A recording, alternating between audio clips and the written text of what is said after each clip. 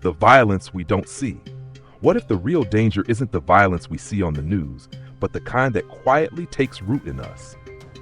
What if the way we think about people, the words we speak in frustration, or the comments we toss into the noise are slowly forming our hearts into something God never intended? A single line in Proverbs stops us when we read it. Here is what Proverbs says: "The violence of the wicked will sweep them away because they refuse to do what is just." Proverbs 21:7. We usually picture violence as something loud and physical: fists, weapons, destruction. But Scripture won't let us stay at the surface. Sometimes the violence God warns us about begins long before hands ever do anything. It starts in a thought that sits too long, a word spoken carelessly, a comment fired off online without thinking. Jesus understood this in a way that makes us uncomfortable. Everyone who is angry with his brother will be liable to judgment. Matthew 5:22. He wasn't exaggerating. He was revealing something we would never recognize on our own. Anger shapes us. Contempt reshapes us.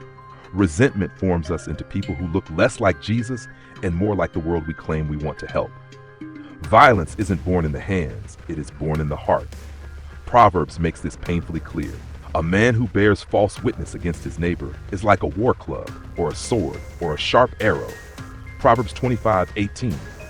Think about that. God says words can hit with the force of a weapon. We don't need a battlefield for speech to cause damage. One careless sentence can fracture trust. One sarcastic jab can bruise a spirit.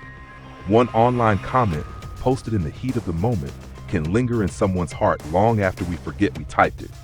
And we see this everywhere. Some people commit violence, others chant it, others cheer for those who do. And if we're not paying attention, we can get pulled into the same current through our words, our anger, or our silence. So Proverbs warns us again: lie not in wait as a wicked man against the dwelling of the righteous. Do no violence to his home. Proverbs 24:15. Sometimes the home we harm isn't made of wood or brick.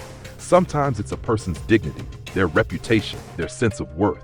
Violence doesn't need a weapon when the tongue will do just fine. But Scripture also shows us another way, a path that reflects the heart of our King.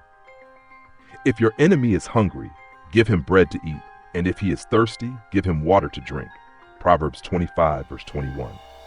This is the way Jesus lived. He fed his enemies. He prayed for the people who harmed him. He forgave the ones who mocked him. And he invites us to carry his spirit into every conversation, every disagreement, every reaction, even the ones online. Paul echoes this same call. Do not be overcome by evil, but overcome evil with good. Romans 12:21. Evil spreads quickly when we join the anger of the crowd, but good spreads just as quickly when we choose gentleness over hostility. Love has its own momentum. Mercy has its own power. A soft answer still turns away wrath, even in a world fueled by outrage.